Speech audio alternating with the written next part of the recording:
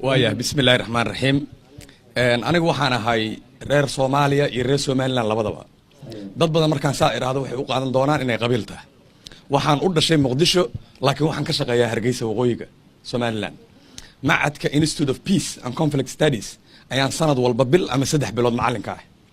waxaan darsaa bal inaan fahmo Somaliland iyo Soomaaliya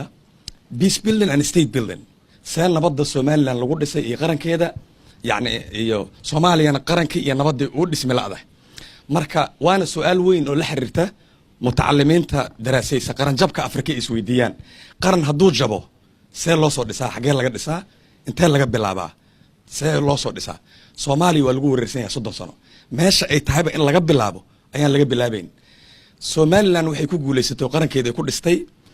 marka waxa la isweydiinaa peace building state building kee la bilaabaa marka qaranku jabo Somaliland ayadoon ku talagelin laakiin aan isleeyahay aniga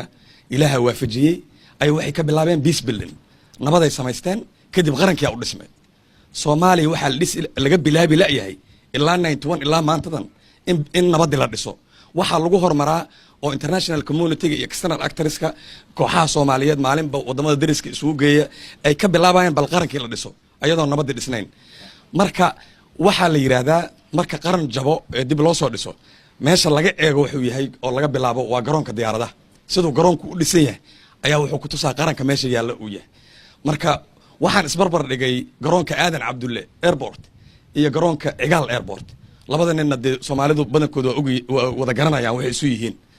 halkan Hargeysa marka degto garoon state-ki dhisan yahay qarankii uu maamulayo shaqadii ay socoto